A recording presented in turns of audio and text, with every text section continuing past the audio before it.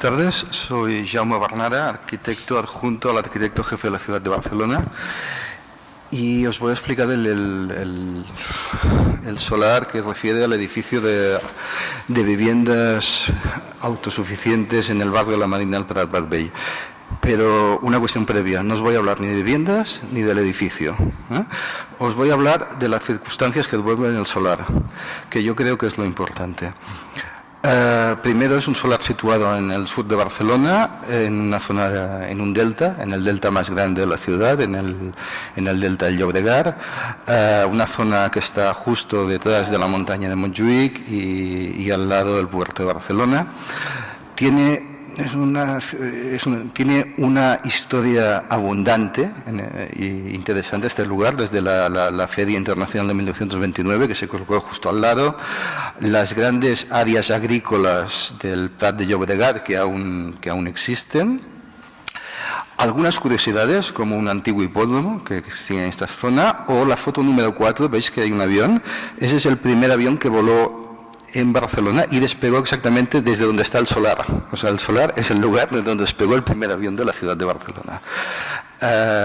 También es una zona donde ha habido barraquismo o donde se instaló la primera fábrica de la SEAT. Y todo eso ha pasado en ese solar, aunque os parezca mentira, ¿eh? Hay arquitectura industrial muy importante a su alrededor, arquitectura industrial de principios del 20 y finales del 19. Hay una página web que podéis consultar y que no os voy a explicar, que se llama La Marina del Prat Vermell. A los interesados, y encontráis toda la normativa del proyecto, fotografías, el estado actual, los datos de espacio, techo y demás. Pensar que este pequeño edificio está dentro de un barrio en regeneración constante, donde se van a construir casi 11.000 viviendas. Bien, tanto el área de proyecto como el área de estudio se encuentran en este punto muy próximo al puerto, en el sur de la ciudad de Barcelona. Un área que nosotros llamamos, luego la definimos como un espacio de oportunidades, donde además de tener la relación directa con la montaña de Montjuïc y la Feria de Barcelona, hay uno de los accesos principales al puerto comercial y al puerto turístico de la ciudad, y el futuro itinerario cívico desde el casco antiguo hasta el cauce del río Llobregat, y una futura conexión entre el puerto y el aeropuerto de la ciudad y los trenes de alta velocidad. El solar se encuentra justo en lo que nosotros llamamos el Pentágono de Montjuïc. La montaña de Montjuïc está en remodelación en todas sus fachadas, y en la fachada sur se prevé un barrio de nuevas actividades que lo llamamos la Marina del Prat Vermell, en homenaje a la antigua fábrica del Prat Vermell, que es una fábrica que se encuentra justo al lado de este solar y que se remodelará como un gran equipamiento público. Bien, hay una modificación de plan, lo que nosotros concretamente llamamos una modificación de plan general metropolitano aprobada hace pocos años, y esta modificación va acompañada de lo que nosotros llamamos un plan especial de infraestructuras. Esta cuestión es muy importante porque, aunque el objeto del proyecto es la definición de un edificio, también se hace hincapié varias veces en las circunstancias de autosostenibilidad y eficiencia y ecológica del territorio y de todos los espacios anexos al edificio. Para que os hagáis una idea, al puerto de Barcelona llega gas licuado desde Argel. Este gas licuado pasa a ser gas. La energía que se genera en el paso del gas, del líquido a estado gaseoso, se utiliza para calentar agua caliente que se envía por unas tuberías a este barrio. Es decir, a este edificio que vosotros vais a hacer habrá un grifo que será de agua caliente, y ese grifo no tendréis un calentador en casa, sino que vendrá producido por la energía que se producirá en el puerto. Esta agua caliente también se utilizará, por ejemplo, para todas las calefacciones de estos edificios, con lo cual estos edificios no necesitarán calderas. Y se está utilizando ya en estos momentos también para la refrigeración, o sea, con la energía generamos agua caliente y fría, la refrigeración de todas las instalaciones de la Feria de Barcelona y de los aires acondicionados de una serie de hoteles que hay en este entorno. Es decir, hay muchos elementos en lo que nosotros llamamos la autoeficiencia o autosostenibilidad del edificio. Bien, el edificio está enclavado dentro de una zona industrial, donde veis, es una zona industrial en remodelación, donde ya existen algunos edificios de viviendas, o sea, no hay solamente industria, y donde hay grandes espacios vacíos. Como os he indicado, hay un plan, hay una modificación de PGM que califica por primera vez en la ciudad de forma tridimensional los usos, es decir, sobre los mismos solares se prevén actividades industriales, actividades comerciales y actividades de viviendas. Hay una serie de propuestas morfológicas de la edificación y de estos usos que van acompañadas siempre de propuestas ecoeficientes. Por ejemplo, todos los edificios tienen que tener dos fachadas, la ventilación cruzada es obligatorio que todas las viviendas que se construyan tengan al menos un 80% de horas de sol en el día más desfavorable del año, que es el 21 de diciembre, etcétera, etcétera. Bien, como veréis en estas imágenes que tenéis en la web o en la web de la modificación de PGM, el solar va apareciendo varias veces, es un solar pequeñito, en forma triangular, concretamente este que está aquí, justo al lado de un gran parque central y diferentes edificios de equipamientos, algunos de ellos ya construidos y otros en construcción. También es un lugar donde se están haciendo no un concurso internacional como este de aquí, sino dos concursos internacionales de ideas. El ámbito de Europan es este, y en este ámbito que veis aquí estamos realizando un concurso, se ha hecho un acuerdo entre Barcelona y la ciudad de Nueva York, donde jóvenes arquitectos neoyorquinos van a proyectar este edificio y jóvenes arquitectos catalanes van a proyectar un edificio en Brooklyn. Es decir, es un ámbito donde hay dos concursos dobles con casi las mismas bases. Bien, el ámbito de la Marina del Prat Vermell es este que veis de color rojo, que además tiene una avenida muy singular, que es la avenida de la Zona Franca, que conecta con la nueva Ciudad de la Justicia, las grandes paradas de metro, la conexión directa con el centro de la ciudad de Barcelona y el aeropuerto, y el acceso principal al puerto comercial de la ciudad de Barcelona. Bueno, estas dos imágenes que pasaré son las imágenes de la ficha que podéis encontrar en el proyecto. Este es el estado actual. Aquí se ha derribado una serie una gran fábrica. Este edificio que veis aquí es un edificio de realojados urbanísticos. En esta calle veis que hay unas pequeñas casitas. Todas estas pequeñas casitas están afectadas. La gente que vivía en estas casitas hoy ya vive en estos edificios. Y el solar de objeto del concurso se encontraría en esta zona de aquí. Esta calle se va a abrir y por lo tanto es una de las calles que va a dar acceso al solar. Todo ello no quiere decir que estemos en un espacio vacío, es un espacio donde hay muchas preexistencias, desde viviendas de poca calidad arquitectónica, pero donde hay mucha actividad social.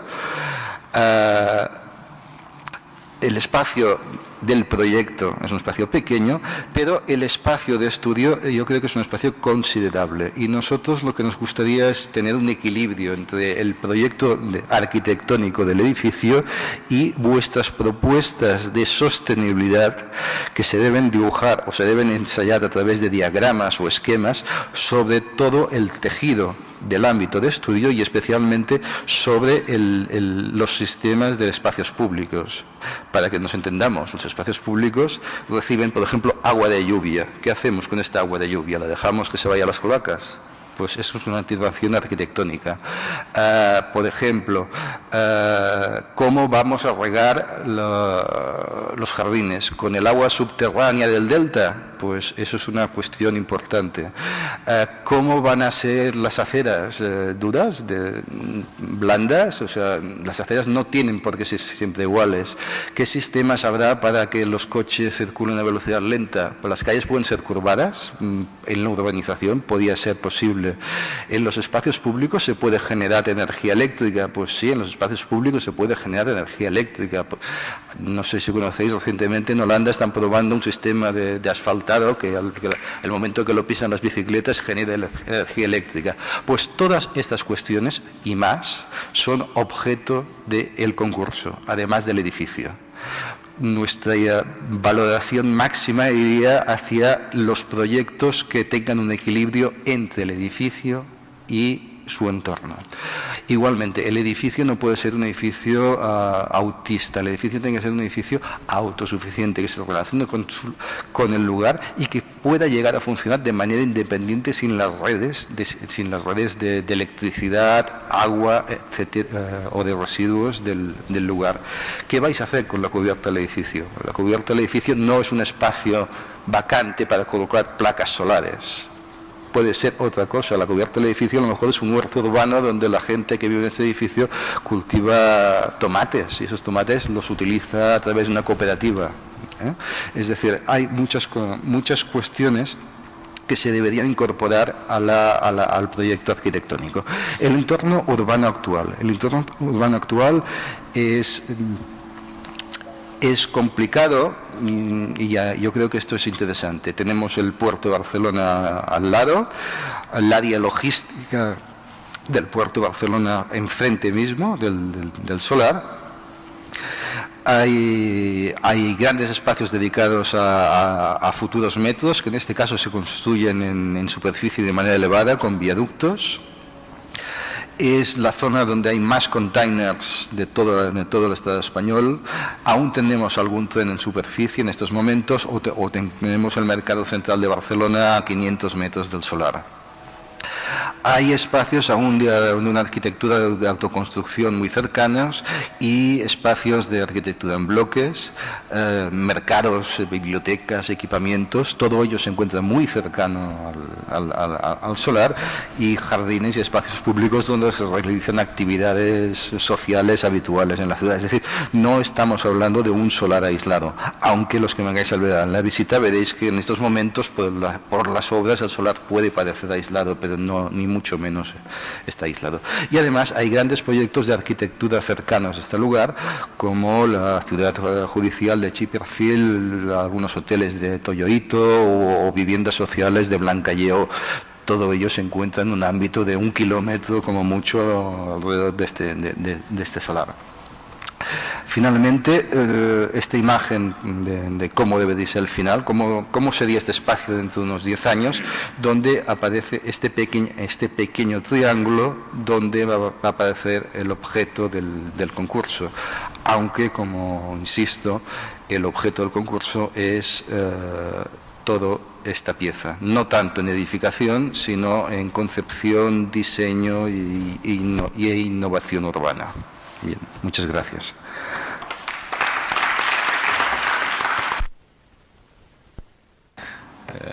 Mientras te pasan, la verdad es que es muy atractivo el hecho de desengancharse de la red eléctrica. O sea, que es como una especie de sueño que tenemos todos. El edificio este de Blancalleo que he enseñado produce el 75% de energía eléctrica. El 75%. O sea, tiene para un 25%, pero estamos muy cerca ya. Estupendo. Hola. Hola. Habla de compatibilidad de usos. ¿Qué actividad económica compatible se prevé con estas viviendas? Y otra que también viene a ser genérica, ¿cuál sería el perfil del habitante? O sea, ¿es una vivienda permanente? ¿Es una vivienda temporal? Y una tercera pregunta, que esto creo que sí ya lo ha explicado bien. El concepto de smart, de ciudad eficiente, autoeficiente y demás, muchas veces criticado porque es un concepto a veces de marketing. Entiendo que se refiere a esto, ¿no? Porque tendría otras variantes, a la autosuficiencia, a la reutilización de energías.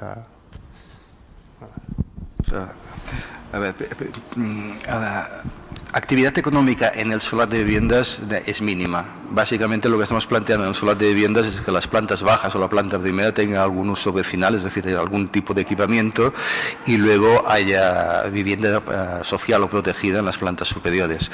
Sí que habrá actividad industrial y comercial a su alrededor.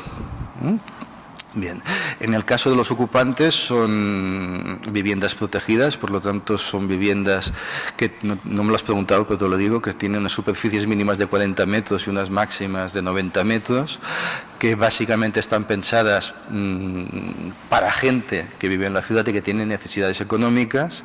Serían viviendas casi seguro de alquiler, también depende un poco de la propuesta, para clases humildes, personas humildes de la ciudad, pero con la idea de que vivan fijamente en este lugar, no que haya renovación.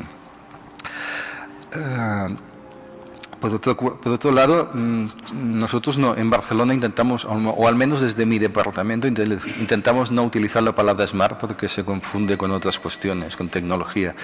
Y lo que sí estamos pensando es, entre comillas, en un espacio inteligente, en una parte de la ciudad inteligente, donde pasan otras cosas. Por ejemplo, el agua de lluvia se había aprovechado siempre. Pues el agua de lluvia se tiene que aprovechar, y si haces un proyecto donde no aprovechas el agua de lluvia, mal, ¿no? Igual que las aguas del mismo edificio se pueden reciclar, igual que la cubierta no sirve para colocar placas solares, ¿eh? Es decir, estamos hablando de un espacio, o sea, de una ciudad del siglo XXI, ¿no? Donde no se pueden ir añadiendo algunas cosas, sino que esas cosas ya van con el proyecto. Y todo ello es lo que vamos a valorar, especialmente en la arquitectura del proyecto, pero todos aquellos elementos que nosotros consideramos que son arquitectura, que van a cambiar, digamos, el espacio público. Tú imagínate ahora que no sé si hay suficiente dimensión, pero que el tejado de este edificio es un huerto urbano colectivo, y este huerto urbano colectivo lo gestiona alguna sociedad, los agricultores del Prat de Llobregat, ¿no? Y que a lo mejor hacen ensayos con algún tipo de plantas y que ellos pueden acceder a ese edificio porque realmente eso es un equipamiento de innovación agrícola. Eso podría ser un uso inteligente del lugar. O imagínate que las fachadas de ese edificio son verdes y con la humedad que generan estas fachadas se genera algo, no sé. Hay mil cosas posibles. O que tú te inventas un sistema. Nosotros pensamos que en este lugar, en todo este lugar, la circulación, que va a ser mínima, además no podrá superar los 30 kilómetros a la hora y no podrá pasar en unas calles. Y pensamos, por ejemplo, que los edificios no deben tener parkings en el centro, sino que deben haber unos parkings periféricos, y que la circulación dentro de este barrio debe ser a pie o en bicicletas. Pues a lo mejor puedes inventar un sistema de parkings de bicicletas que además sean espacios para recoger agua, o que sean los espacios donde se recogen los residuos orgánicos. No sé. Es decir, hay muchas posibilidades de actuar en una ciudad inteligente, que no es una ciudad smart. Entendiendo, perdona, que el planeamiento que aportáis, ese sí está cerrado. Hay una relación entre lo edificado y lo público. Hay una modificación de plan general que ya está aprobada y cerrada, que se desarrolla a través de 12 ámbitos de planeamiento específico, y cada ámbito permite una pequeña modificación.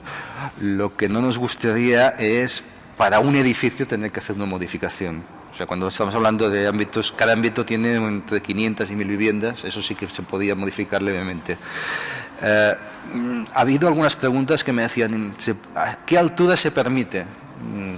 Bueno, yo aquí no me imagino ninguna torre de 50 plantas, por ejemplo, ¿no? Entre otras cosas porque el skyline de esta imagen es muy continuo, ¿no? Tampoco por la edificabilidad. Yo en estas preguntas les decía, a la altura que queráis, pero nunca me superéis el techo. Con lo cual, como el techo está muy limitado, más de 7 plantas no van a tener, ¿no? Cuestiones de estas. Es decir, que si hay modificación, sea mínima. Y lo mismo en el entorno, ¿no? Lo mismo en el entorno. Pero en el entorno, si estamos hablando de innovaciones sobre el espacio público, difícilmente nos van a generar modificaciones de planeamiento. Pueden generar alguna modificación solo sobre lo que llamamos el Plan Especial de Infraestructuras, pero no sobre el contenido del planeamiento.